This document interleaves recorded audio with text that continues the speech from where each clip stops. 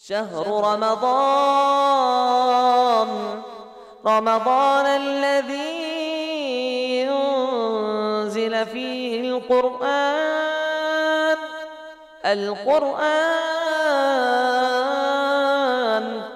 هدى للناس وبينات من الهدى والفرقان۔ کل 9ویں پارے کی کچھ اہم باتیں رہ گئی تھیں، تو پہلے ہم ان پر ایک سرسری نظر ڈال لیتے ہیں۔ اس میں حضرت شعیب علیہ السلام کی قوم کے تذکرے کے بعد حضرت موسیٰ علیہ السلام اور جادوگروں کا واقعہ بیان کیا گیا۔ اس واقعے میں ہمارے لیے کئی میسیجز ہیں، پیغامات ہیں۔ پہلا پیغام تو یہ ہے کہ حق اور باطل کی کشمکش میں علینا ان نحدد مواقفنا، ضروری ہے کہ ہم اپنا موقف متعین کریں کہ آپ حق کے ساتھ ہیں یا باطل کے ساتھ۔ جادوگروں نے جب یہ دیکھا کہ ہمارے پاس حق نہیں ہے، حق موسیٰ کے پاس، فوراً وہ سجدے میں گر گئے، یعنی حق واضح ہوتے ہی انہوں نے حق کو قبول کر لیا۔ دوسرا پیغام یہ ملا کہ اگر کسی پر حق واضح ہو جائے تو حق کو قبول کرنے میں تردد نہ کرے، پس و پیش نہ کرے اور تاخیر نہ کرے، اس لیے کہ اگلے لمحے اس کی زندگی کی کوئی گارنٹی نہیں۔ تیسرا پیغام یہ ملا کہ جب حق قبول کر لے تو اعلان بھی کرے۔ اعلان بھی کیا انہوں نے، کیا؟ قالوا آمنا برب العالمین، ہم رب العالمین پر ایمان لائے۔ حق کو قبول کیا انہوں نے، اور حق کو قبول کرنے کے بعد انہوں نے اس حق کا اعلان بھی کیا، جس اعلان کو اللہ تبارک و تعالی نے یوں ذکر فرمایا ہے، قالوا آمنا برب العالمین، ہم رب العالمین پر ایمان لائے۔ اچھا، تو حق کا اعلان کرے۔ اچھا، اس اعلان میں کسی قسم کا خفا، غموض اور پوشیدگی نہیں ہونی چاہیے، یہ اعلان بالکل واضح ہونا چاہیے۔ انہوں نے کہا ہم رب العالمین پر ایمان لائے، تو لوگ سمجھ لیتے کہ یہ فرعون اپنے آپ کو رب کہتا ہے، انا ربکم الاعلی، کہیں یہی تو رب العالمین نہیں ہے؟ تو آگے بتایا انہوں نے رب موسیٰ و ہارون، یہ مت سمجھنا کہ رب العالمین یہ ہے، بلکہ جو موسیٰ اور ہارون کا رب ہے ہم اس پر ایمان لائے ہیں۔ یعنی حق کو قبول کرنے کے بعد حق کا جب اعلان کرے تو اس اعلان کے اندر وضاحت ہونی چاہیے، جی، کہ کون سے حق کی بات کر رہے ہیں آپ، جی، تو اس میں کوئی خفا نہیں ہونا چاہیے۔ اچھا، اور حق کے اعلان کے بعد آدمی تیار رہے کہ مصیبتیں آنے والی ہیں، آزمائشیں آنے والی ہیں، اس لیے کہ یہ قانون الہی ہے کہ جب آدمی حق کو قبول کرتا ہے تو اسے آزمائش میں مبتلا کیا جاتا ہے، یہ جاننے کے لیے کہ یہ اپنے دعوے ایمان میں صادق یا کاذب ہے، جھوٹا ہے یا سچا ہے۔ ضروری ہے کہ اسے آزمایا جائے۔ ایک پیلی سی چیز ہو، یہ پتہ لگانے کے لیے کہ یہ پیتل ہے یا سونا ہے، اسے کسوٹی پر گھس کر دیکھا جاتا ہے، جی۔ تو آپ نے اگر حق کو قبول کیا ہے تو اللہ تبارک و تعالیٰ آپ کو آزمائش میں ضرور ڈالنے والا ہے، یہ جاننے کے لیے کہ آپ اپنے دعوے ایمان میں جھوٹے ہیں یا سچے ہیں۔ جادوگروں کے بارے میں بھی کہا گیا کہ تم اور موسیٰ نے مل کر کے کوئی پلان کیا ہوا ہے حکومت کے خلاف، لہذا ہم تمہیں سولی دے دیں گے، تو آزمائش کے لیے اب تیار رہیں، کچھ بھی ہو جائے مگر حق کا دامن نہ چھوڑیں۔ یہاں مر گئے یہ لوگ لیکن حق کا دامن نہیں چھوڑا انہوں۔ اور حق کا دامن مضبوطی سے پکڑیں، آزمائشوں پر صبر کریں، اس لیے کہ انہوں نے صبر مانگا. ربنا افرغ علینا صبرا، جی اے ہمارے رب ہمارے اوپر صبر کو اڈیل دے. اس لیے کہ حق کی راہ میں آزمائشیں بہت ہیں، بہت تکلیفیں آتی ہیں. ظاہر تکلیفوں کو ڈیل کرنے کے لیے اور حق پر جمے رہنے کے لیے صبر کی ضرورت ہے، لہذا اللہ سے صبر مانگیں. اور آخری دعا یہ کریں، میرے رب موت دینا تو اسلام کے اوپر دینا. انہوں نے یہی کہا، ربنا افرغ علینا صبرا وتوفنا مسلمین. یہ آخری دعا ہے ان کی. پھر سولی دے دی گئی ان کو، ہاتھ پیر کاٹ دیے گئے، اس کے بعد ان کو کھجور پر لٹکا دیا گیا، سولی دے دی گئی. یہ ان کی آخری دعا ہے. اللہ اکبر. کیا فسوف تعلمون. اچھا عجیب بات یہ ہے کہ جب وہ آئے تو فرعون سے کہنے لگے کہ آپ نے ہمیں بلایا ہے بادشاہ سلامت مقابلے کے لیے، اگر ہم یہ مقابلہ جیت گئے تو پیسہ بتائیے. وہ پوچھ رہے ہیں پیسہ کتنا ملے گا. جی آئے ہیں تو پیسہ پوچھ رہے ہیں. وَجَاءَ السَّحَرَةُ فِرْعَوْنَ، تمام جادوگر فرعون کے پاس آئے.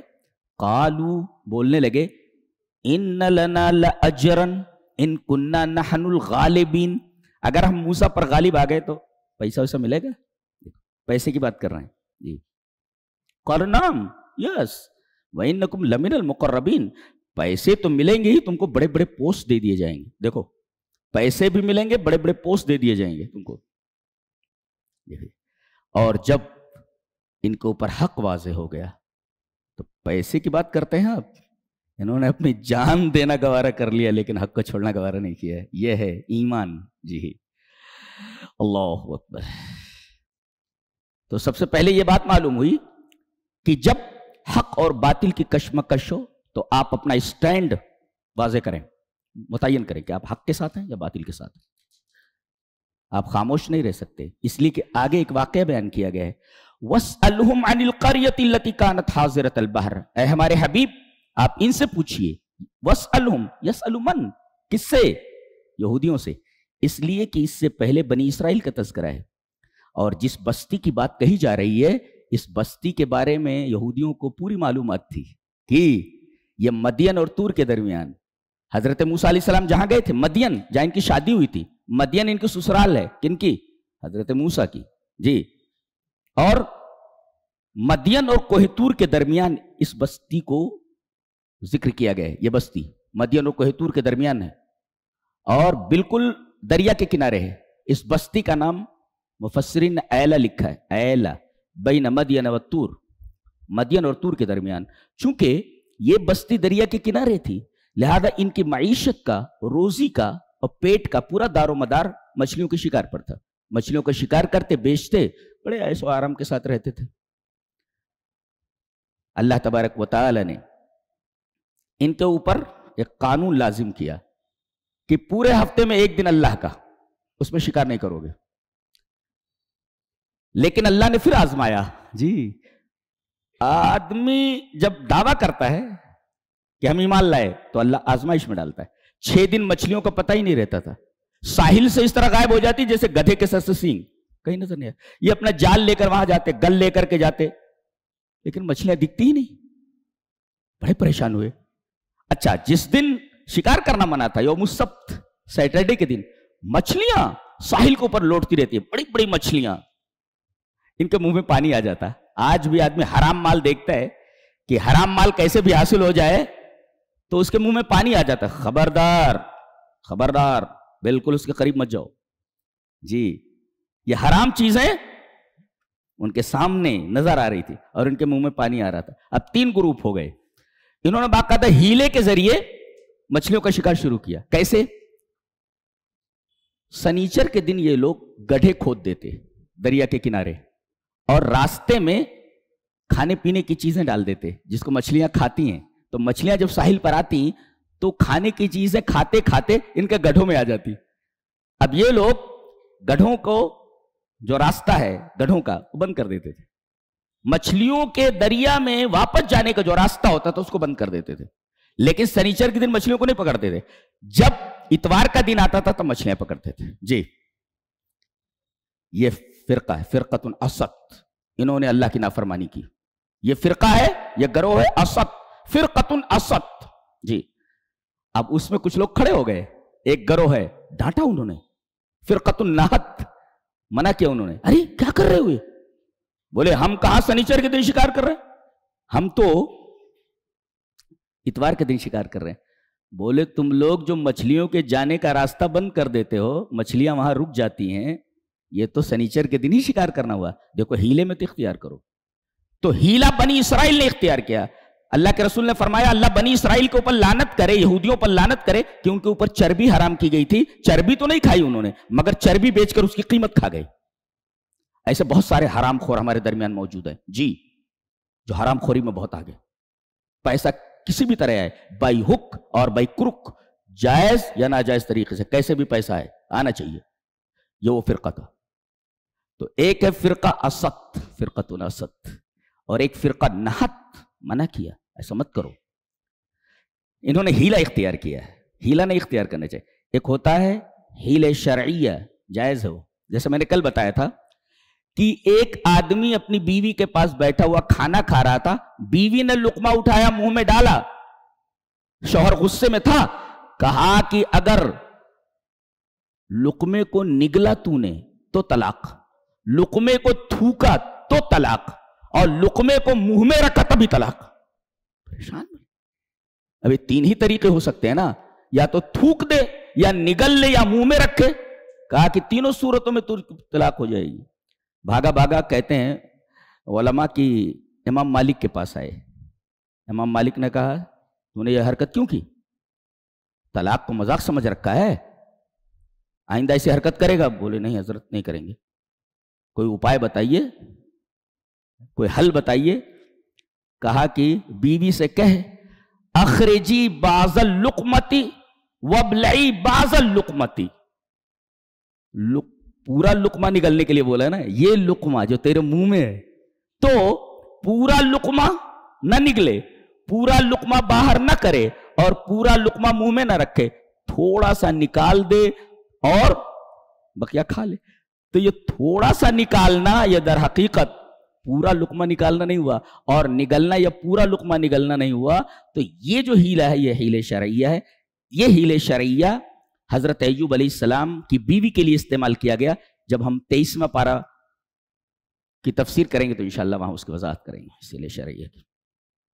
انہوں نے جو ہیلا اختیار کیا وہ ہیلے غیر شرعیہ تھا، اور پھر ان کو بندر بنا دیا گیا.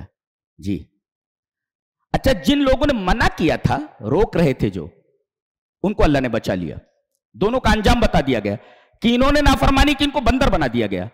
اچھا، جنہوں نے روکا تھا فانجینا الذین ینہون عن السوء، ہم نے ان لوگوں کو بچا لیا جو برائی سے روکتے تھے. اور تیسرا جو فرقہ تھا جو چپ چاپ تھا، سکتت، اللہ نے اس کا انجام نہیں بیان کیا ہے. معلوم نہیں ان کے ساتھ کیا ہوا یا قیامت میں ان کے ساتھ کیا ہونے والا ہے. انہوں نے حق اور باطل کے درمیان اپنا موقف متعین نہیں کیا کہ آپ حق کے ساتھ ہیں یا باطل کے ساتھ ہیں، آپ فرقۃ الاسد کے ساتھ ہیں یا فرقۃ النحت کے ساتھ ہیں، منع کرنے والوں کے ساتھ ہیں یا نافرمانی کرنے والوں کے ساتھ. یہ خاموش رہے. لہذا اللہ تبارک و تعالی نے ان کا انجام نہیں بتایا کہ ان کا انجام کیا ہوا. لہذا ضروری ہے کہ حق اور باطل کی کشمکش میں آپ اپنا موقف متعین کریں کہ آپ حق کے ساتھ ہیں کہ باطل کے ساتھ ہیں. خاموش مت رہیں. جی یہ بات بتائیے. تو پوری قوم کو بندر بنا دیا گیا. ایک سوال کر سکتے ہیں، یہودیوں کو کہا جا سکتا ہے یا ابنا القردہ، اے بندروں کے بیٹو؟ بولے نہیں بول سکتے، اس لیے کہ کسی قوم کی صورت جب مسخ کی جاتی ہے تو 3 دن کے بعد سب کو موت دے دی جاتی ہے، اس میں نسل نہیں چلتی. اس لیے کہ عذاب ہے، یہ عذاب کی نسل نہیں چلتی. جی تو جتنے لوگوں کو بندر بنا دیا گیا سب مر گئے تھے، ان سے نسل نہیں چلتی. لہذا یہودیوں کو نہیں کہہ سکتے بندر کی اولاد، بندر کی اولاد. جی اس کے بعد حضرت موسیٰ علیہ السلام کا واقعہ بیان کیا جا رہا، بہت غور سے سنیں. حضرت موسیٰ علیہ السلام کو اللہ تعالیٰ نے کوہ طور پر بلایا تورات دینے کے لیے. گئے، اللہ سے بات ہونے لگی، بات ہو رہی تھی، بس ایک مطالبہ کر بیٹھے. کیا؟ وَكَلَّمَهُ رَبُّهُ، حضرت موسیٰ کے رب نے موسیٰ سے کلام کیا، ڈائریکٹ بات ہو رہی ہے جی. قال رب ارنی انظر الیک، ابھی تو بات ہو رہی ہے. انہوں نے چاہا کہ یہ جو بات کر رہا ہے میں اس کا دیدار کر لوں. قال رب ارنی انظر الیک، میرے رب تو اپنا دیدار کرا دے، میں تیرا دیدار کرنا چاہتا ہوں. قال لن ترانی، تو مجھے نہیں دیکھ سکتے. جی جی، ہرگز نہیں. لن ہے نیور، نیور. اب آپ یہ کہہ سکتے ہیں کیا اللہ تبارک و تعالیٰ کا دیدار جنت میں بھی نہیں ہوگا؟ جنت میں ہوگا جی. تو یہ لن کا ہے، کبھی نہیں دیکھ سکتے تم، کبھی نہیں. تو یہ جو لن ہے، لن نیور، یہ کس کے لیے؟ مفسرین نے ایک علمی جواب دیا ہے. وہ جواب یہ ہے کہ لن جو آتا ہے، ایک ہوتا ہے ناٹ، ایک ہوتا ہے نیور. ایک ہوتا ہے آئی ول ناٹ ڈو دس، میں یہ نہیں کروں گا. آئی ول نیور ڈو دس، میں اس کو کبھی نہیں کروں گا. تو نیور جو آتا ہے یہ لن اسی کے معنی میں ہوتا ہے، تم کبھی نہیں دیکھ سکتے. تو اس سے یہ پتا چلتا ہے کہ جنت میں بھی نہیں دیکھ سکتے. اس کا جواب علمی مفسرین نے یہ دیا کہ لن، ان لن تجری علی احکام الدنیا، یہ دنیا کے احکام کے اوپر چلتا ہے. لن یعنی تم دنیا میں مجھے ہرگز نہیں دیکھ سکتے. اس میں آخرت میں دیکھنے کی نفی نہیں ہے، اس لیے کہ دلیل یہ ہے کہ اللہ نے کہا کہ اگر تم سچے ہو، یہودیوں سے کہا گیا فَتَمَنَّوُا الْمَوْتَ إِن كُنتُمْ صَادِقِينَ، اگر تم سچے ہو تو موت کی تمنا کرو. اور آگے اللہ فرما وَلَن يَتَمَنَّوْا، یہ ہرگز تمنا نہیں کریں گے. وہ لن ہے وہاں پر، یہ یہودی ہرگز موت کی تمنا نہیں کریں گے. اور جب جہنم میں داخل ہوں گے تو کہیں گے لیقضی علینا ربک، اے مالک، اے جہنم کے داروغہ، تو اللہ سے کہے ہم موت دے دے. اب دیکھو موت مانگ رہے ہیں نا، موت کی تمنا کر رہے ہیں نا. اس سے یہ پتا چلا کہ موت کی تمنا یہ جہنم میں کر رہے ہیں. دنیا میں کہا گیا کہ یہ دنیا میں اپنے موت کی تمنا نہیں کر سکتے. لہذا لن جو ہے اس کے احکام یہ دنیا کی زندگی پر دنیا میں جاری ہوتے، وَلَا تَجْرِي عَلَىٰ أَحْكَامِ الْآخِرَةِ، آخرت کے احکام پر جاری نہیں ہوتے. تو قیامت کے دن دیکھیں گے ہم. اچھا دیکھیں گے کیسے؟ اللہ نے فرمایا لا تدرک، ادراک کہتے ہیں کسی چیز کو پورا کا پورا دیکھ لینا. ادراک گھیر لینا، ایسے گھیر لینا. جیسے اس گلاس کو ہم دیکھ رہے ہیں نا، ادھر ادھر اسے پورا دیکھ رہے ہیں. قیامت کے دن اللہ کا دیدار ہوگا، لیکن وہاں بھی آپ ادراک نہیں کر سکتے، پورا نہیں دیکھ سکتے. آپ کیسے دیکھیں گے؟ آپ حدیث میں بتایا کہ جیسے چاند کو دیکھتے ہیں جی، تو چاند دکھائی دیتا ہے نا، پورا ہی دکھائی دیتا ہے، لیکن جتنا دیکھتے ہیں آپ وہ تھالی کی طرح، تھالی کے برابر ہے وہ. ارے پورا کوڑا ہے وہ اور نظر کتنا آتا ہے؟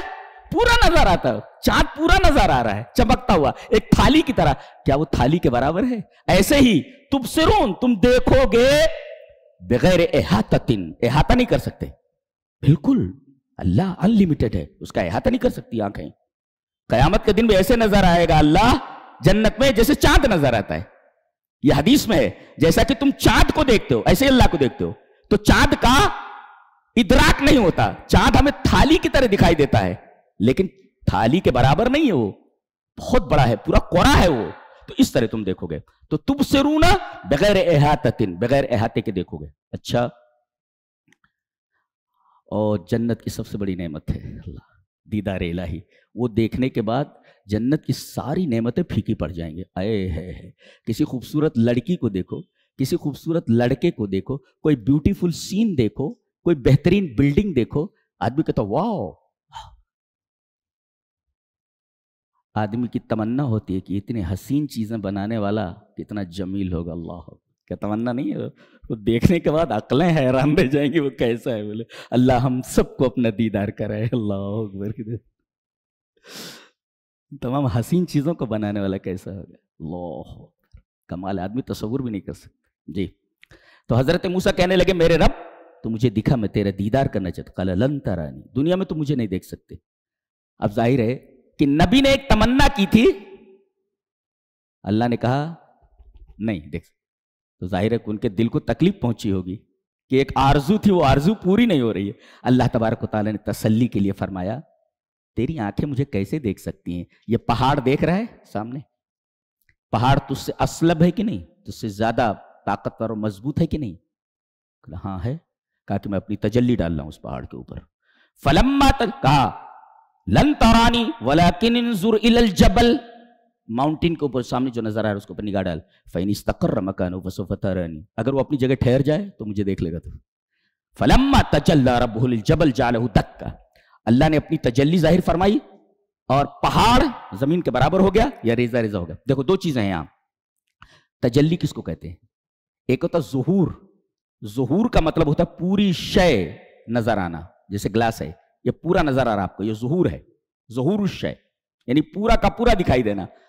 اور تجلی کہتے ہیں ظہور جزء من الشے، کسی چیز کا کوئی حصہ یہ دکھنا، یہ اتنا دکھ جائے، یہ اتنا آپ کو دکھ جائے، پوری چیز نہ دکھے، چیز کا ایک حصہ دکھ جائے، ایک جز، تو اس کو کہتے ہیں تجلی. اللہ تبارک و تعالیٰ اپنی پوری تجلی ڈال دیتا تو اللہ اکبر، سوال ہی پیدا نہیں ہوتا. اچھا یہ تجلی کتنی ڈالی گئی تھی؟ بیہقی نے اسماء و صفات میں ذکر فرمایا مثل الخنصر، خنصر، بنصر، استا، سبابہ، ابہام، یہ انگلیوں کے نام ہیں. خنصر یہ کنوئی انگلی، خنصر، بنصر، استا، سبابہ، ابہام. تو یہ خنصر کے برابر، کنوئی انگلی کے برابر اللہ تبارک و تعالیٰ نے اپنی تجلی، اس لیے کہ ظہور بازش ہے، باز ہے، تھوڑی سی تجلی، یہ کنوئی انگلی کے برابر، یہ خنصر کے برابر اتنی ڈالی. پہاڑ کیسا ہو گیا؟ ریزہ ریزہ ہو گیا. یا دکا کا لفظ، اس بات دکا جانتے کس کو کہتے ہیں؟ کہتے ہیں ناقۃ دکا، دکا اونٹنی. یہ اونٹنی کیسی ہوتی ہے؟ اذا کانت مستویۃ السنام بظہرہا، جی یہ اونٹنی ہوتی ہے. اونٹنی دیکھو ایسا اونٹنی ہوتی ہے تو یہ جو کوہان ہوتا ہے اس کا اوپر ایسے ابھرا ہوا ہوتا ہے، پیٹھ کے اوپر ایسا بالکل پہاڑ کی طرح.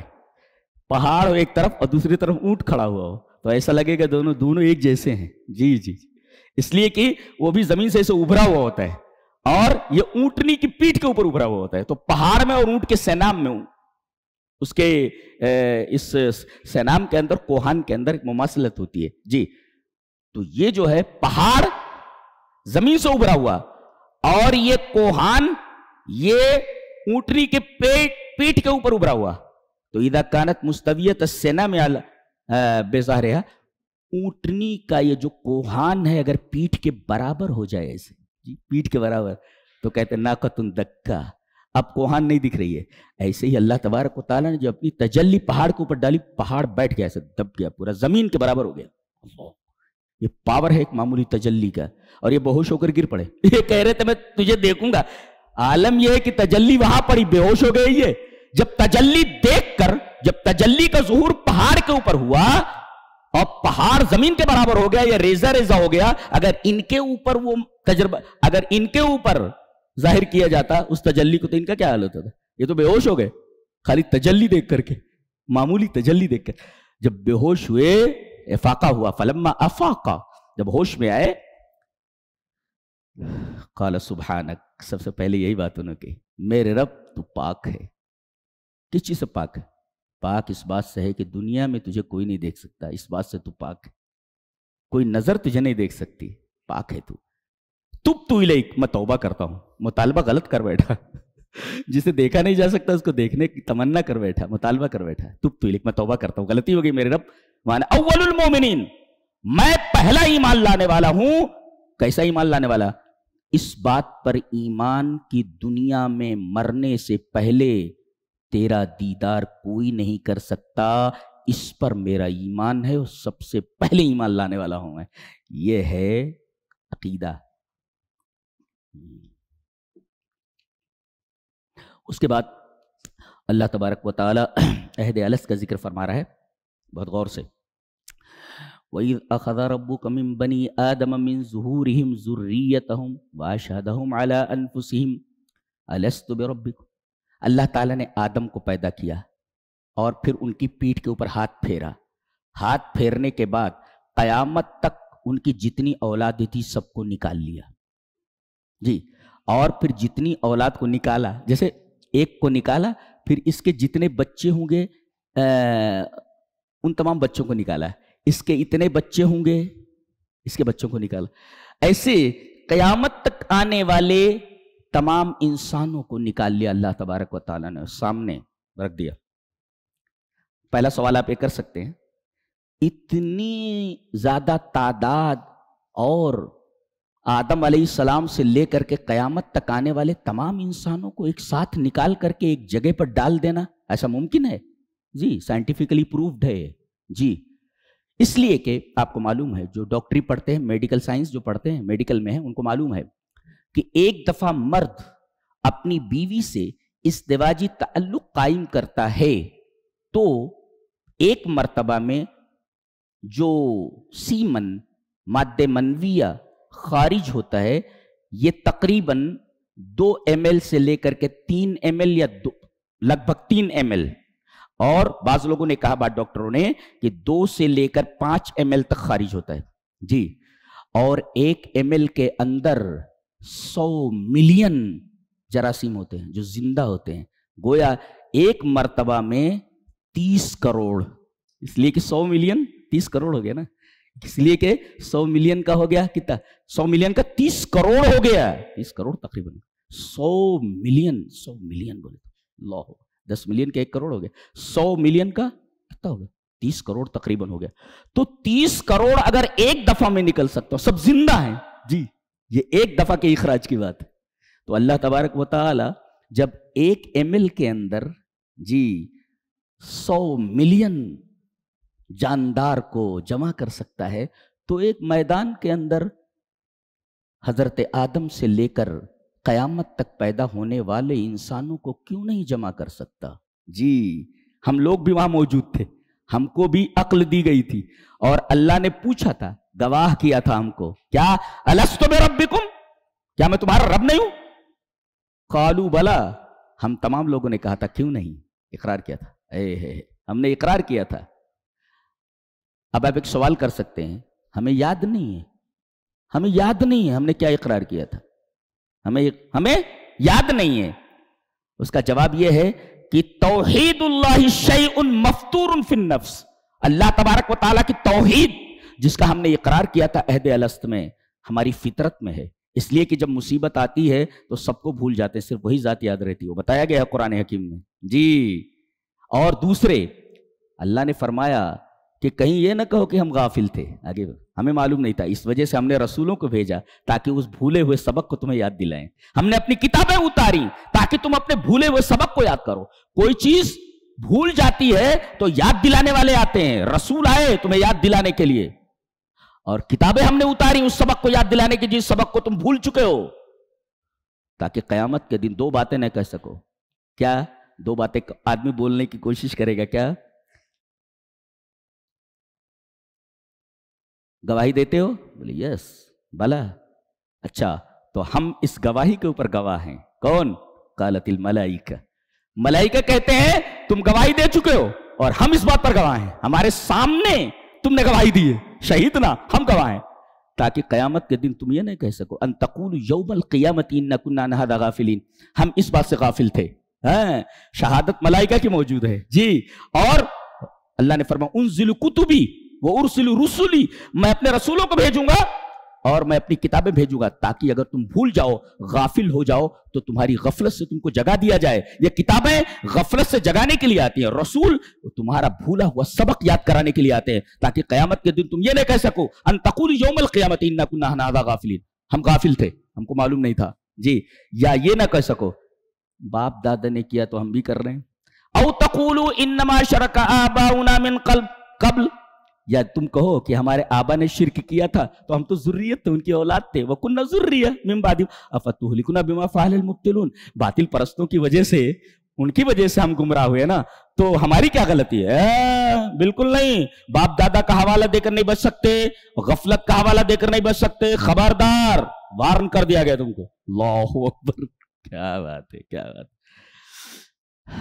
آج دیکھو کہیں حق بات سنائی جاتی ہے تو آدمی سننے کے لیے تیار نہیں ہوتا، قصے سننے کے لیے تیار رہتا ہے جی. ایک مولوی تقریر کر رہا تھا، سنا، قبر میں ایک آدمی پہنچا اور وہ غوث اعظم کا مرید تھا. قبر میں جیسے ہی منکر نکیر آئے، پوچھا من ربک، کہا کہ میں شیخ عبد القادر جیلانی کا مرید ہوں. کہا کہ سوال کچھ ہے؟ جواب کچھ ہے؟ اچھا، سوال کچھ ہے جواب کچھ ہے؟ اب اس مولوی سے پوچھو، اس بدبخت سے، کہ تو کس نے بتایا؟ وہاں منکر نکیر سوال کر رہے ہیں اس دھوبی سے، کون بتائے؟ اس لیے کہ ایمان بالغیب ہے نا، قرآن سے یا حدیث سے ثابت ہونا چاہیے نا. ایک تو بیوقوف ہے یہ سننے کے لیے جاتے ہیں، یہ سننے کے لیے جاتے ہیں. جی اللہ اکبر. اب یہ دھوبی تھا، بچ گیا تو دھوبی. اب کہا کہ ان کو پکڑ لیا تھا عبد القادر جیلانی نے. کن کو؟ فرشتوں کو. بتائیے. اللہ اکبر. یہ چٹکلے ہیں سب، یہ حقیقت نے افسانہ. پکڑ لیا بولے تو اس کو کیسے معلوم ہو بھائی؟ یہ تو ایمان بالغیب ہے نا، اور ایمان بالغیب کا پتہ قرآن سے چلتا ہے یا حدیث سے چلتا ہے؟ ان دونوں سے چلتا ہے. تو اس کو کیسے معلوم ہو؟ عجیب حماقت ہے بھائی. جی تو او تقولوا انما شرک آباؤنا من قبل وكنا ذریۃ من بعدهم افتهلكنا بما فعل المبطلون. غلطی انہوں نے کی تھی، انہی کے راستے پر ہم چلے، باپ دادا کے راستے پر، تو غلطی ان کی تھی نا، یہ کہہ کر نہیں بچ پاؤ گے. غلطی ان کی تھی. اس کے بعد ایک واقعہ بیان کیا جا رہا ہے. وَاتْلُ عَلَيْهِمْ نَبَأَ الَّذِي آتَيْنَاهُ آيَاتِنَا. اس آدمی کا واقعہ بیان کر دیجئے جس کو ہم نے اپنی آیتیں دی تھیں. اللہ اکبر. آیتیں دی تھیں. یہ آدمی یا تو امیہ ابن سلط ہے، نبی کا زمانہ پایا اس نے، اور ہم نے اس کو اپنی آیتیں دی تھیں. آیتیں دی تھی کیا؟ یہ شرک سے فطری طور پر کراہیت رکھتا تھا، شرک نہیں کرتا تھا یہ. جی تو کراہیت شرک، ہم نے شرک کی کراہت اس کے دل میں رکھ دی تھی، شرک سے نفرت کرتا تھا یہ. اچھا، اور اللہ تبارک و تعالی نے انبیاء کی کتابیں پڑھنے کے لیے راستے ہموار کر دیے تھے. اس کو انبیاء کی کتابیں مل گئی تھیں. تورات پڑھ رہا تھا یہ، انجیل پڑھ رہا تھا یہ، اور تورات اور انجیل کے اندر اللہ کے رسول صلی اللہ علیہ وسلم کے اوصاف بھی پڑھے تھے اس نے. تو گویا اللہ نے اتنی نشانیاں اس کو دے دی تھی. لیکن جب اللہ کے رسول کے پاس آیا تو وہ یہ سمجھ رہا تھا کہ میں رسول بنایا جانے والا ہوں، جو خبریں دی گئی ہیں وہ میں ہوں. لیکن جب دیکھا کہ یہ تو دوسرے ہیں محمد صلی اللہ علیہ وسلم، یہ نکل گیا اس کو آیتوں سے. اور کہا گیا کہ آیتوں کے نکلنے کے بعد ایسا کیسے نکلا؟ کہتے ہیں فَانْسَلَخَ مِنْهَا. انسلاخ کہتے ہیں کمن تنسلخ الحیۃ من جلدها، جیسے سانپ اپنے کینچلی سے نکل جاتا ہے. سانپ کو دیکھو، اس کا اوپر ایک لباس ہوتا ہے، اس کے بعد کچھ وقت کے بعد اپنا اوپر کا جو لباس ہوتا ہے جس کو کینچلی کہتے ہیں، کینچلی، اپنی کینچلی نکال دیتا ہے. کہیں کیسے دیکھو پڑا رہتا ہے، ڈر ہوتا ہے ارے سانپ تو نہیں ہے، لیکن وہ اس کی کینچلی ہوتی ہے، وہ اتار کر کے آگے بڑھ جاتا ہے.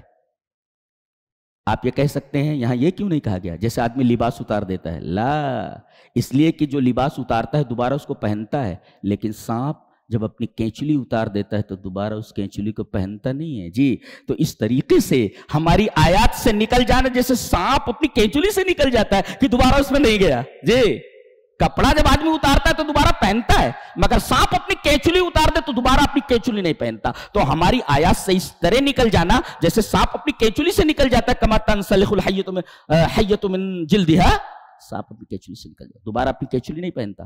تو اللہ کی آیات سے اس طرح نکل گیا. فاتبعہ الشیطان، تو شیطان اس کے پیچھے لگ گیا. نکتہ یہ ہے آدمی جتنا دین سے دور ہوتا ہے شیطان اس کے اتنا ہی قریب ہوتا ہے.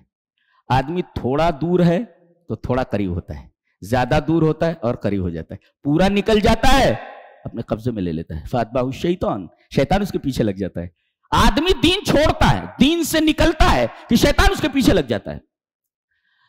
اور سب سے زیادہ کس کے پیچھے لگتا ہے؟ جاہلوں کے نہیں، ان کو کچھ معلوم ہی نہیں ہے. اکثر تو بیل ہوتے ہیں ان کو کچھ معلوم نہیں ہوتا. یہ عالموں کے پیچھے لگتا ہے. جی ان کو معلوم ہوتا ہے، اس لیے کہ ایک عالم خراب ہو جائے تو پورا عالم خراب ہو جاتا ہے. جی لہٰذا ہم لوگوں کو یہ ذمہ داری بڑی خطرناک ہے، بہت پیر پھونک پھونک کر رکھنا پڑتا ہے، بہت ڈر لگتا ہے. وَاتْلُ عَلَيْهِمْ نَبَأَ الَّذِي آتَيْنَاهُ آيَاتِنَا فَانْسَلَخَ مِنْهَا فَأَتْبَعَهُ الشَّيْطَانُ فَكَانَ مِنَ الْغَاوِينَ. گمراہ ہو گیا وہ. وَلَوْ شِئْنَا لَرَفَعْنَاهُ بِهَا، اگر ہم چاہتے تو جو نعمت ہم نے آیات کی دی تھی ہم اس کو بلند کرتے. پتہ یہ چلا کہ دین آدمی جب پکڑتا ہے تو بلند ہوتا ہے، چھوڑ دیتا ہے تو نیچے چلا جاتا ہے. جی وَلَكِنَّهُ أَخْلَدَ إِلَى الْأَرْضِ وَاتَّبَعَ هَوَاهُ. اور یہ آدمی دین کو چھوڑتا کیوں ہے؟ بتایا وَاتَّبَعَ هَوَاهُ، صرف اپنی منمانی کرنے کے لیے اپنے ہوا کی پرستش کرتا ہے. ہوا، ہوا مینس خواہش نفس، اپنی خواہش نفس کی اتباع کرتا. واتبع ہوا، یہ بنیاد ہے. آدمی دین کو چھوڑ کر دنیا کو اختیار کیوں کرتا ہے؟ بتایا گیا کہ یہ بہت بڑا عالم تھا. کون؟ امیہ ابن سلف. لیکن اس نے دین کو چھوڑ کر کے دنیا کو اختیار کیا. دنیا کو اختیار کیا اور آخرت کو فراموش کر دیا اس نے. جی، آخرت کو فراموش کر دیا. فَمَثَلُهُ كَمَثَلِ الْكَلْبِ، اس کی مثال کتے کی مثال ہے. کتے کی خصوصیت ہوتی ہے، آپ جانتے ہیں کہ وہ ہمیشہ اگر سویا نہ رہے، کھڑا رہے گا تو بھوکا رہے تب بھی وہ لہس کرے گا.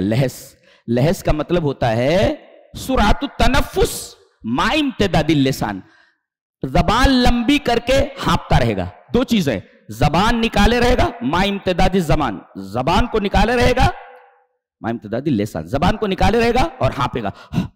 ہاں ایسا ہانپے گا وہ. یہ ہانپتا کیوں ہے؟ ہانپتا کیوں ہے یہ؟ قطیبی نے کہا، یا اس طریقے سے کوئی مفسر ہیں وہ کہتے ہیں کہ کل حیوان یلہث من اعیاء او عطش ما خلا القلب، دنیا کا ہر جانور یا تو تھکن سے ہانپتا ہے، تھک جائے تو، یا پھر پیاس سے ہانپتا ہے. ما خلا القلب، کتے کے علاوہ. یہ پیے رہے پانی تب بھی ہانپتا رہتا ہے، کھائے رہے پیٹ بھرا رہے تب بھی ہانپتا رہتا ہے. کیوں؟ اس کی وجہ کیا ہے؟ اس جانور کی خصوصیت یہ ہے کہ وہ جو مجرى نفس، سانس لینے کی جو نلی ہے، نلی یہ چوکپ ہوتی ہے اس کی، ایسے چوکپ ہوتی ہے. اس کا جو مجرى نفس ہوتا ہے، مجرى تنفس، سانس لینے کی جو نالی ہوتی ہے وہ چوکپ ہوتی ہے، ضيق ہوتی ہے. لہذا اس کو آرام کم ملتا ہے جب وہ ہانپے. ایسے جب ہانپتا ہے تو ہانپنے کی وجہ سے اس کو آرام ملتا ہے، اس لیے کہ اس کا جو مجرى تنفس ہے وہ مجرى تنفس چوکپ ہوتا ہے، وہ ضيق ہوتا ہے، تو راحت ہوتا ہے. تو یہ کھڑا رہے تب بھی ہانپتا رہتا ہے. اسی طریقے سے کھانا کھائے رہے، پیٹ بھرا رہے تب بھی ہانپتا رہتا ہے، پیے رہے تب بھی ہانپتا رہتا ہے. جی ایسے ہی دنیا داروں کو دیکھو. کیا جی کاروبار کیسا ہے؟ کیا مولانا صاحب کچھ نہیں. گزشتہ سال کتنا نفع ہوا تھا؟ بولے 1 کروڑ ہوا تھا. امسال کتنا ہوا؟ بولے 1.5 کروڑ ہوا ہے. 1.5. ان ربحا یشکو وَإِن لَمْ يَرْبَحْ یشکو. نفع ہوا تب بھی شکایت اور نہیں نفع ہوا تب بھی شکایت. بلا زوجہ یشکو، شادی کیے؟ بولے نہیں جی مل ہی نہیں رہی ہے، شکایت کر. ما زوجت یشکو، بیوی مل گئی تب بھی شکایت کر رہا ہے. پھر وہ دوسری طرف دیکھتا رہتا ہے، کوئی اور آ جائے بولے اوب جاتا ہے. ایک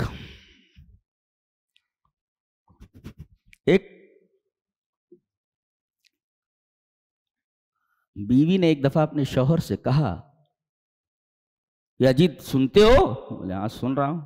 کیا خاص بات ہو؟ بولے تمہارے کئی دوست ہیں، ان میں ایک دوست تمہارا وہ کل مجھے بہت گھور گھور کر دیکھ رہا تھا، سر سے پیر تک دیکھ رہا تھا، مجھے جائزہ لے رہا تھا پورا میرے سراپا کا. ارے بولے سمجھ میں آ گیا، وہ میرا دوست جمیل ہے. بولے جمیل ہے؟ آپ کو کیسے پتا چلا؟ وہی تھا وہ. بولے وہ کباڑی ہے، وہ جونی پرانی چیزیں دیکھتا رہتا.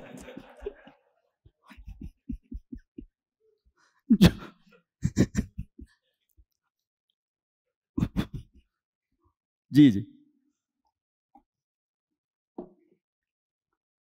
تو بلا زوجتی عشق و ما زوجتی عشق، بیوی رہے تب بھی شکایت، نہ رہے تب بھی شکایت.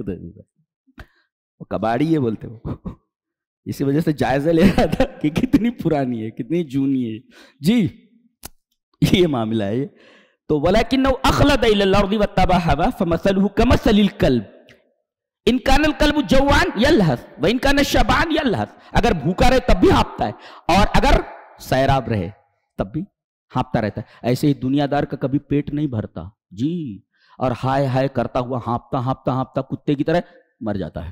جیسے کتا مر جاتا ہے ایسے یہ مر جاتا ہے. جی زندگی بھر اس کا یہی حال رہتا ہے. جی ذالک مثل القوم الذین کذبوا بآیاتنا، یہ ان لوگوں کی مثال ہے جو ہماری آیات کی تکذیب کرتے ہیں. جی اللہ اکبر، بڑی خوبصورت بات کہی گئی ہے. اللہ سے بہتر خوبصورت بات کس کی ہو سکتی. اس کے بعد ایک بہت پیاری تعلیم دی جا رہی ہے آیت کریمہ دیکھیں بہت ہی خوبصورت ہے. خذ العفو وأمر بالعرف وأعرض عن الجاہلین. پوری اخلاقیات اس آیت کریمہ میں آ گئی ہے. خذ العفو. بہت سارے لوگ آپ کو تکلیف پہنچاتے ہیں. کہا گیا خذ العفو، معافی کو پکڑو. ترجمہ کیا کرتے ہیں لوگ؟ معاف کر دو. لا، خذ کہتے ہیں الاخذ بالشیء، الاخذ بالشیء لزومہ وعدم ترکہ. جب کہا جائے کہ اس شے کو پکڑو تو پکڑنے کا مطلب یہ ہوتا ہے لازم پکڑو اس کو، کبھی چھوڑو نہیں. لزوم کا مطلب ہوتا ہے جیسے چاند کی چاندنی، چاندنی چاند کو لازم ہے، کبھی الگ نہیں ہوتی. جی ایسے ہی اس کو پکڑو یعنی لازم پکڑو، اور عدم و ترکی، کبھی چھوڑو نہیں. تو یہاں کہا گیا معافی ایک مرتبہ معاف مت کرو، معاف کرتے رہو، معافی کو لازم پکڑو. کتنی اچھی تعلیم ہے. دیکھیں خذ العفو. تمام جھگڑوں کی بنیاد یہی ہے، کسی سے انتقام لینا، اور انتقام کا اپوزٹ ہے عفو. معاف کر دو، اور معاف مت کرو بلکہ الاخذ بالشیء لزوم الشیء وعدم ترکہ، کسی چیز کو لازم پکڑنا. ملازمت الستر، ملازمت الستر علی اساءۃ من اساء علی من اساء الیک. اس آدمی کو جو آپ کے ساتھ برا کرے اس کی برائی کو معاف کر دینا. جی، اور برابر اس کو معاف کرتے رہنا. ملازمت الستر علی اساءۃ من اساء الیک. آپ کے ساتھ جو برائی کرے، برائی کرنے والی کی برائی کو مسلسل معاف کرتے رہنا.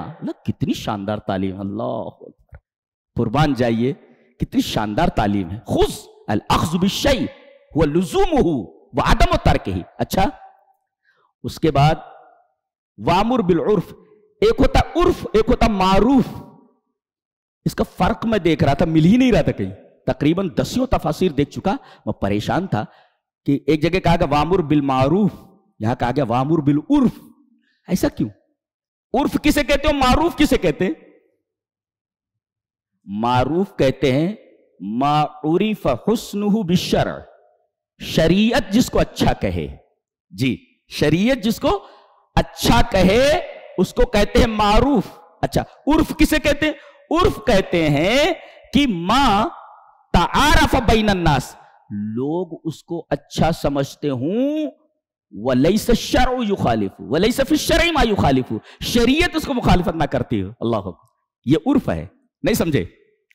معروف کہتے ہیں جس کو شریعت اچھا کہہ رہی ہو کہ یہ چیز اچھی ہے. اور عرف کسے کہتے ہیں؟ جسے کوئی سوسائٹی اچھا کہہ رہی ہو لیکن شریعت اس کو برا نہ کہہ رہی ہو. جی، شریعت اس کو مخالفت نہ کرتی ہو. دیٹ از کالڈ عرف. تو عرف اور معروف کے درمیان فرق سمجھ میں آیا؟ لوگ جس کو اچھا سمجھتے ہو. اور یہ انسان کی فطرت ہے کہ کل الناس لا یتفقون علی المنکر. ایسا نہیں ہوتا کہ سوسائٹی کے تمام لوگ کسی منکر کے اوپر متفق ہو جائیں. یہ انسان کی فطرت کے خلاف ہے. پوری سوسائٹی، ایک کوئی سوسائٹی ہو، سارے نوجوان شرابی ہو جائیں لیکن چند نوجوان ایسے رہیں گے جو شراب کے قریب نہیں جائیں گے، کہیں گے یہ غلط ہے. بوڑھے بھی منع کریں گے غلط ہے. یہ کوئی بھی گناہ ایسا ہو، سارے لوگ اس پر متفق نہیں ہوتے اگر وہ منکر ہے تو. یہ انسان کی فطرت ہے. فَكُلُّ النَّاسِ لَا يَتَّفِقُونَ عَلَى الْمُنْكَرِ. کسی سوسائٹی میں دنیا کے کسی منکر کے اوپر تمام لوگ متفق نہیں ہوتے. کوئی نہ کوئی ہوتا ہے جو کہتا ہے یہ غلط ہے. یہ جی، تو معروف کس کو کہتے ہیں؟ ما عرف حسنہ بالشرع، شریعت جس کو اچھا کہتی ہو، دیٹ از کالڈ معروف. اور عرف کس کو کہتے ہیں؟ سوسائٹی جس کو اچھا کہتی ہو مگر وَلَيْسَ فِي الشَّرْعِ مَا يُخَالِفُ، شریعت اس کو برا نہ کہتی ہو، دیٹ از کالڈ عرف. اچھا، اس عرف سے جس کو سوسائٹی اچھا کہتی ہو، کون کہتا ہے؟ کون اس کی خلاف ورزی کرتا ہے؟ مخالفت کون کرتا ہے؟ جاہل. وَأَعْرِضْ عَنِ الْجَاهِلِينَ. جاہل لوگ اچھی چیز کو اچھا نہیں سمجھتے، لہذا ان کے منہ مت لگو. اعراض کا مطلب پیٹ پھیر لو. اس لیے کہ گندگی کو گندگی سے کبھی صاف نہیں کیا جا سکتا. گندگی پڑی ہوئی ہو، آپ گندگی لا کر اور ڈال دیں تو گندگی کو صاف کرنے کے لیے پانی کی ضرورت ہے. گندگی کو صاف کرنے کے لیے گندگی وہاں نہیں رکھ سکتے آپ. گندگی کو گندگی سے صاف نہیں. لہذا جاہل کی جہالت کو جہالت سے صاف نہیں کیا جا سکتا. بالکل جہالت کا مقابلہ جہالت سے نہیں ہوتا. کوئی آپ کے ساتھ جہالت کر رہا ہو تو آپ بھی جہالت کرنے لگے تو جہالت کا جواب جہالت نہیں ہے، اس لیے کہ گندگی کو گندگی سے صاف نہیں کیا جا سکتا، بلکہ گندگی کو پانی سے صاف کرے۔ ایسے ہی اگر جاہل کا جواب جہالت سے دیں گے تو ایسے ہی ہوا نا، گندگی ڈال دی گئی تو گندگی سے گندگی کہاں صاف ہوتی ہے؟ یہ فطرت کے خلاف ہے، نیچر کے خلاف ہے۔ اور اگر جاہل کا جواب دیتے پھریں گے، جہل کا جواب جہل سے، تو ایک خرابی ہے۔ کیا؟ وہ آدمی اپنی جہالت میں اور بڑھ جائے گا۔ جی، جیسے گندگی پر گندگی ڈال دو تو گندگی بڑھ جاتی ہے، ایسے ہی جہالت کا جواب جہالت سے دو گے، اس کی جہالت بڑھ جائے گی، وہ اور ڈٹ جائے گا اپنی جہالت پر۔ میری بات کو غلط کر، تو اپنی جہالت کے اوپر ڈٹ جائے گا۔ لہذا تقلیل و فساد ہی، اس کے فساد کو، اس کی خرابی کو کم کرنے کے لیے ضروری ہے کہ اس سے اعراض کیا جائے، نہ کہ اس جاہل کے جواب میں جہالت اختیار کی جائے۔ کیا فلسفہ ہے، اللہ سبحان اللہ، کیا کلام ہے یار، کیا کلام ہے۔ خذ العفو وامر بالعرف واعرض عن الجاہلین۔ اب رب تعالیٰ بتا رہے کہ آدمی جھگڑے سے باز کب ہوتا ہے، جھگڑا کیسے ہوتا ہے۔ آدمی معاف کرنے لگتا ہے، کبھی کبھی آستین چڑھا کے آ جاتا ہے، میں کیسے معاف کروں بولتا، تو یہ کہتے ہیں آستین کب چڑھاتا معلوم ہے؟ وَإِمَّا يَنزَغَنَّكَ مِنَ الشَّيْطَانِ نَزْغٌ۔ نزغ کا مطلب سمجھتے ہیں؟ نزغ کا مطلب ہوتا ہے کہ ان یغری بعضهم ببعض لافساد بینہما۔ اس کو ایسے سمجھیں، دیکھتے رہتے ہیں آپ لوگ کہ نہیں، کبھی کبھی کوئی پوسٹ آتا ہے تو قطار میں کچھ لوگ کھڑے ہوئے ہیں، ایک لڑکی آگے کھڑی ہوئی ہے، اس کے پیچھے ایک لڑکا کھڑا ہوا ہے، اور اس کے پیچھے ایک لڑکی ہے۔ اب یہ جو لڑکی ہے، لڑکے کے پیچھے کھڑی ہے، آگے لڑکی ہے، اس کے پیچھے لڑکا ہے، اس کے پیچھے لڑکی ہے۔ اب یہ جو شرارتی لڑکی ہے جو کھڑی ہے یہاں، وہ آگے بڑھ کر کے اس کی کمر کے اندر یا کہیں گدگدی کر دیتی ہے، یعنی اس کو چھیڑتی ہو، اغراء جس کو بولتے، چھیڑتی ہے۔ اب وہ پلٹ کر کے پیچھے کھڑے ہوئے نوجوان کو ایک جھاپڑ مارتی ہے۔ اب ان دونوں کے درمیان جھگڑا ہو گیا، تو ان دونوں کے درمیان جھگڑا پیدا کرنے کا باعث کون ہوا؟ یہ پچھلی لڑکی، یہ نزغ ہے، نزغ۔ کسی کو چھیڑ دینا کہ دو آدمیوں کے درمیان لڑائی ہو جائے، جی چھیڑنے والا شیطان ہوتا ہے۔ جی اس کو ایک مثال سے اور سمجھو، ایک بوتل ہے، پانی ہے، پانی کے اندر ایسا کرو، ایک میڈک ڈال دو چھوٹا سا، یہاں وہ بھی پانی میں رہتا ہے۔ اچھا، اب کیا کرو، اس کے اندر ایک بچھو ڈال دو۔ اب دونوں ہیں، ٹھیک ہے، وہ تیر رہے ہیں دونوں، وہ میڈک بھی ہے اور بچھو بھی ہے۔ اب اس کو آپ یوں کریں ایسے، اب خاموش ہے دونوں، میں باہر سے ہلا دیتا ہوں، اب ہلتے ہی یہ بچھو ٹکرا جاتا ہے کس سے؟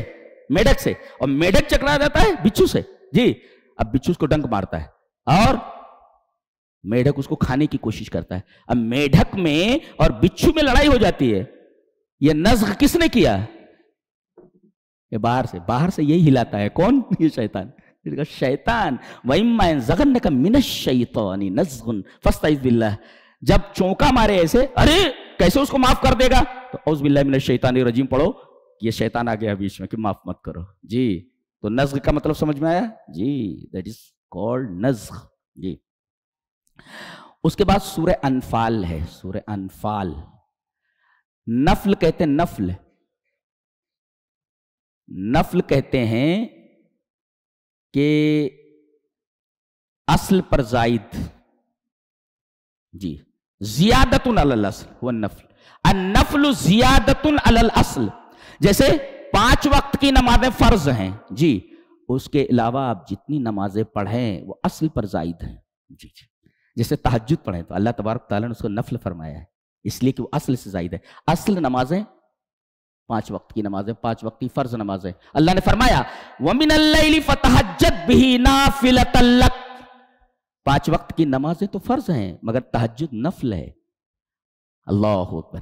اور جو نفل پڑھتے ہیں، تہجد پڑھتے ہیں، جی تہجد جو پڑھتے ہیں نا، یہ اللہ کی لاڈلی نماز ہے، لاڈلی نماز ہے، اللہ بہت پسند فرماتا ہے، اس لیے کہ سمائے دنیا پر اتر آتا ہے، وہ سمائے دنیا پر اترتا ہے وہ، اور کہتا ہے کہ کون ہے جو مجھ سے مانگے میں اسے دے دوں، کون ہے جو مجھ سے اپنے گناہوں کی معافی مانگے میں اسے بخش دوں، کون ہے جو مجھ سے دعا کرے، میں اس کی دعا قبول کر لوں. اللہ کی لاڈلی نماز ہے جی. اب اس کو جو آدمی برابر پڑھتا ہے تو یہ اصل سے زائد ہے، 5 وقت کی جو فرض نماز ہے اس سے زائد ہے. اور جیسے جیسے آدمی، حدیث میں ہے ما زال عبدی یتقرب الی بالنوافل، میرا بندہ نفل پڑھ پڑھ کر کے مجھ سے قریب ہوتا رہتا ہے. اللہ اکبر. اللہ فرماتا ہے ڈیوٹی جو دی ہو تو کر ہی رہا ہے، لیکن میری محبت میں نفل بھی کر رہا ہے، نفل ادا کر رہا ہے. تو نفل کیا ہوتا ہے؟ النفل زیادۃ علی الاصل. اسی وجہ سے ولد الولد کو نفل کہا جاتا ہے. ولد الولد کو سمجھے پوتا، پوتا. اصل کون ہوتا ہے؟ بیٹا ہوتا ہے نا. اب ابراہیم علیہ السلام ہے، ابراہیم کے بیٹے کون؟ اسحاق. اور اسحاق کے بیٹے کون؟ یعقوب. اور یعقوب کے 12 بیٹوں سے بنی اسرائیل. تو ابراہیم علیہ السلام کے بیٹے کون؟ اسحاق. اللہ فرماتا ہے وہ جہاں وہ تلک حجتنا آتے ہیں جہاں 18 پیغمبروں کا نام ہے، اللہ نے فرمایا وَوَهَبْنَا لَهُ إِسْحَاقَ وَيَعْقُوبَ نَافِلَةً. ولد الولد النفل جی. بیٹا یہ اصل ہوتا ہے، اور اللہ نے فرمایا بیٹے کے ساتھ پوتا بھی دے دیتا ہوں نا، یعقوب. تو یعقوب کے بارے میں کہا گیا نفل ہے یہ. وَوَهَبْنَا لَهُ إِسْحَاقَ، یہ بیٹے ہیں، اور یعقوب بیٹے کے بیٹے ہیں حضرت ابراہیم کے. تو یعقوب نفل ہیں، اسی وجہ سے وہاں نفل لایا گیا. وَوَهَبْنَا لَهُ إِسْحَاقَ وَيَعْقُوبَ نَافِلَةً جی. یہاں اللہ تبارک تعالیٰ نے بدر کے اندر فتح عنایت فرمائی جی. بدر کے اندر فتح دی، فتح. تو النصر، فتح ملی اور غنیمت بھی ملا، مال غنیمت. تو الغنیمت زیادۃ علی النصر، اللہ نے مدد دی ساتھ ساتھ میں غنیمت بھی دیا. تو نفل کہتے غنیمت کو. تو یہ مدد کے ساتھ ساتھ زائد چیز نفل، یہ غنیمت ملی جو چھوڑ کر کے بھاگے تھے سب، اور 70 قید ہو کر کے آئے تھے. اللہ.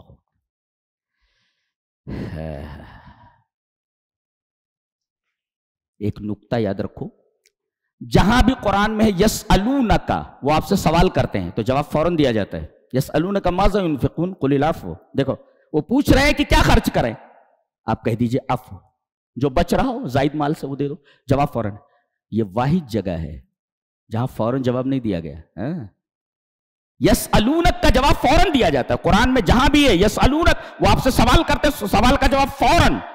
لیکن یہ واحد جگہ ہے کہ سوال کرنے کے بعد 40 آیتوں کے بعد جواب دیا گیا جی.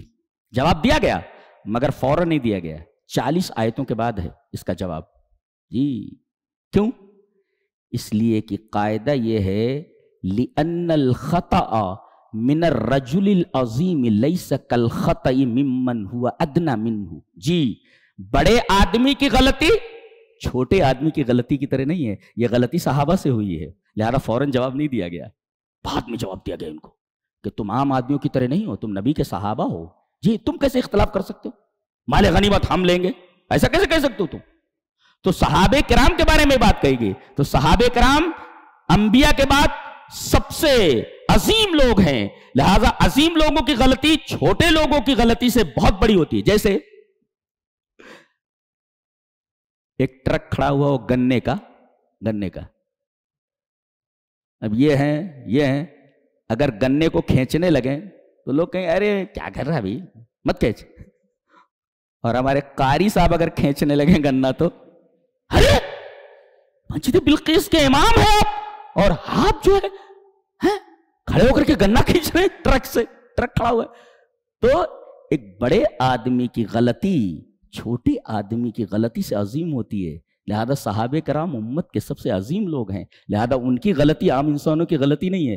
لہذا لوگوں کے سوالات کے جوابات فوراً دیے گئے، لیکن صحابہ کرام کے سوالات کا جواب 40 آیتوں کے بعد دیا گیا ہے. یہ فرق ہے، یہ صحابہ کرام کی عظمت کی سب سے خوبصورت دلیل ہے. اللہ نے فرمایا اصلحوا ذات بینکم، اللہ اپنے درمیان اصلاح کرو. اگر کافر بھی تم سے صلح کرنا چاہے تو وَإِن جَنَحُوا لِلسَّلْمِ فَاجْنَحْ لَهَا جی. اگر کافر بھی آپ سے صلح کرنا چاہتا ہے صلح کر لو.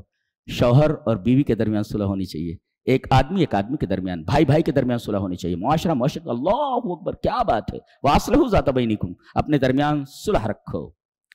کہتے ہیں جب اللہ کی آیتیں تلاوت کی جاتی ہے تو آدمی کا ایمان بڑھتا ہے. اس کا مطلب ایمان گھٹتا اور بڑھتا ہے. الایمان یزید وینقص، ایمان گھٹتا اور بڑھتا ہے. اس کے بعد یہ فرمایا گیا کہ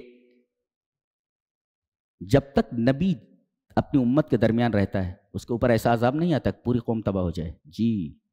یہ نبی کی ہے، وہ ہوتی ہے، مقام ہوتا ہے نبی کا. اللہ یعنی جب تک نبی اپنی قوم میں موجود رہتا ہے عذاب نہیں آتا جی، اور نبی چلا جائے تو کیا کرے کہ عذاب نہ آئے؟ بتایا گیا استغفار جی، گویا کہ نبی کی جگہ پر ہوتا ہے استغفار. اللہ، استغفار کا اتنا بڑا مقام ہے، اللہ سے معافی مانگنا. فرمایا گیا وَمَا كَانَ اللَّهُ لِيُعَذِّبَهُمْ وَأَنْتَ فِيهِمْ، اللہ کو کیا پڑی ہے کہ تمہیں عذاب دے وَأَنْتَ فِيهِمْ، اے ہمارے حبیب آپ ان کے درمیان ہیں، تو ہم ان کو کیسے تباہ کر سکتے پورے کے پورے؟ یہ نبی کا مقام ہوتا ہے جی. وَمَا كَانَ اللَّهُ مُعَذِّبَهُمْ وَهُمْ يَسْتَغْفِرُونَ، اور اللہ ان کو عذاب نہیں دے گا جو استغفار کرتے ہیں. دیکھو یہاں یستغفرون کہا گیا، مستغفرون نہیں کہا گیا. مستغفرون اگر کہتا تو علی وجہ دوام، یعنی مسلسل جو استغفار کرتے ہیں. یستغفرون لا کر کے بتایا گیا میرے بندے اگر مسلسل استغفار نہ کرے، کبھی بھی استغفار لے کر معاف کر دوں گا. اللہ اکبر. مستغفرون نہ کہہ کر کے یستغفرون کہا گیا، مضارع لایا گیا جی جی جی، فاعل کا صیغہ نہیں لایا گیا، مضارع کا صیغہ لایا گیا. ہے اللہ کتنا مہربان ہے، آدمی معافی مانگ لے، کبھی بھی معافی مانگے اللہ کو پتا میں تجھے معاف کر دوں گا. سبحان اللہ سبحان اللہ ہے اللہ. اس کے بعد سورہ توبہ شروع ہوتی ہے. سورہ توبہ میں بسم اللہ نہیں ہے، کیوں؟ ولیکن بسم اللہ الرحمن الرحیم رحمہ، اور اللہ نے فرمایا اس میں برات ہے، سب سے الگ ہونا سب سے. والبراءۃ نقمۃ، وہ عذاب ہے اور یہ رحمت ہے. تو چونکہ اس میں عذاب کا تذکرہ ہے جی، لہذا وہاں بسم اللہ نہیں ہے. اور ایک جواب اس کا یہ ہے کہ جب حضرت جبرائیل لے کر کے اترے تو تمام صورتوں کے شروع میں بسم اللہ تھی، لیکن اس صورت کے شروع میں نہیں تھی. یہ اللہ کی طرف سے اس کے مکمل ہونے کی اور محفوظ ہونے کی دلیل ہے کہ جیسا تھا ویسا ہی رکھ دیا گیا. اس کے شروع میں بسم اللہ نہیں لائے تھے، بسم اللہ نہیں جی. یہ سب سے اچھا جواب کہا گیا ہے کہ سب سے اچھا جواب. عجیب بات یہ ہے کہ سورہ انفال میں اور توبہ میں، جو انفال کے بعد ہے، انفال میں سب سے پہلی لڑائی کا ذکر ہے بدر، اور سورہ توبہ میں سب سے آخری لڑائی زندگی کی ہے. پہلا غزوہ جس میں آپ شریک تھے بدر، اور آخری غزوہ جس میں آپ شریک تھے تبوک. تو گویا کہ یہ آپ کی پہلی لڑائی ہے، اور جو انفال میں بیان کی گئی. اس کے بعد توبہ ہے، سورہ توبہ میں آخری لڑائی بیان کی گئی غزوہ تبوک ہے. اللہ اکبر. یہ دونوں کے درمیان ربط ہے جی. اچھا، اس میں 17 مرتبہ استغفار کا لفظ آیا ہے. استغفار اور اس کے مشتقات 17 مرتبہ آئے ہیں. اللہ. اور جانتے ہیں کن کا تذکرہ ہے؟ کافروں کا. اور کن کا تذکرہ ہے؟ گنو. تذکرہ کن کا ہے؟ بہت عجیب و غریب بات کہی گئی ہے، گنیے اس کو، کہ براءۃ من اللہ ورسولہ الی الذین عاہدتم من المشرکین. مشرک لوگ، شرک کرنے والے. دوسرے کافر لوگ. اور تیسرے بنی اسرائیل میں 2. وقالت کیا ہے؟ یہود کہتے ہیں کہ حضرت عزیر اللہ کے بیٹے ہیں جی، اور نصارہ کہتے ہیں کہ حضرت عیسیٰ علیہ السلام اللہ کے بیٹے ہیں. تو مشرک، کافر، یہودی، نصرانی اور منافق. منافقوں کا تذکرہ کتنی بار کیا گیا ہے؟ 55 55 بار ان کا تذکرہ ہے منافقوں کا. کافر، مشرک، یہودی، نصرانی اور ساتھ ساتھ حرام خور لوگ، حرام خور مولوی لوگ، ان کا تذکرہ کیا گیا. یا ایھا الذین آمنوا ان کثیرا من الاحبار والرہبان لیاکلون اموال الناس بالباطل. بہت سارے صوفی اور بہت سارے مولوی یہ حرام مال کھاتے ہیں، لوگوں کا مال حرام طریقے سے کھاتے ہیں. کچھ لوگوں نے دھندا بنا رکھا ہے، لاؤ 50 روپیہ لاؤ، یہ تعویذ دے دیتا ہوں، یہ پڑھ کے پھونک دیتا ہوں. لائن لگی ہوئی ہے نا، مسجد میں کوئی آنے کے لیے تیار نہیں، اللہ سے مانگنے کے لیے کوئی تیار نہیں ہے. 50 روپیہ دے کر کے 2-4 لاکھ کا فائدہ ہو جاتا ہے. یہ لیاکلون اموال الناس جی، لیاکلون اموال الناس بالباطل. تو یہ حرام خوروں کا تذکرہ ہے. حرام خور مولوی اور حرام خور جو ہوتے ہیں نام نہاد صوفی، نام نہاد بابا. تو نام نہاد باباؤں اور نام نہاد مولویوں کو جو حرام طریقے سے آدمیوں کا مال کھاتے ہیں، ان حرام خوروں کا تذکرہ ہے. تو مشرکین، کافرین، یہودی، نصرانی، حرام خور مولوی اور حرام خور بابا، ان سب کے تذکرے کے بعد منافقین کا تذکرہ تقریباً 55 مرتبہ ہے. اللہ. اور کچھ مسلمان کیسے؟ خلطوا عملا صالحا وآخر سیئا. گناہ بھی کیا انہوں نے، نیکیاں بھی کی. خلطوا عملا صالحا. ایسے لوگ کتنے لوگ ہوئے؟ گنو. کفار، مشرکین، نصرانی، یہودی، منافقین، حرام خور مولوی، حرام خور بابا، اور اسی طریقے سے جن لوگوں نے اپنی نیکیوں اور برائیوں کو ملا دیا ہوا، خالطوا عملا صالحا وآخر سیئا۔ اللہ نے فرمایا اگر یہ سب توبہ کر لے تو سب کو معاف کر دوں گا۔ سب توبہ کر لے تو سب کو معاف کر دیتا۔ اور جانتے ہیں پوری سورہ کریمہ کے اندر کتنی بار اللہ نے فرمایا کہ میں معاف کر دوں گا؟ بولے تو کتنی مرتبہ استغفار کا تذکرہ ہے؟ 17 مرتبہ قرآن کے 114 سورتوں میں 17 مرتبہ اسی سورہ میں، اس سے زیادہ کہیں نہیں استغفار کا ذکر ہے۔ اللہ یہ بتانے کے لیے کہ اتنے بڑے بڑے گنہگار موجود ہیں، اگر یہ سب پلٹ آئے میری طرف تو سب کو معاف کر دیتا۔ یہ اللہ تبارک و تعالیٰ کی رحمت۔ اس کے بعد بھی آدمی نہ پلٹے اللہ کی طرف تو اس سے زیادہ بد نصیب کون ہو سکتا؟ اس سے زیادہ بد نصیب کون ہو سکتا؟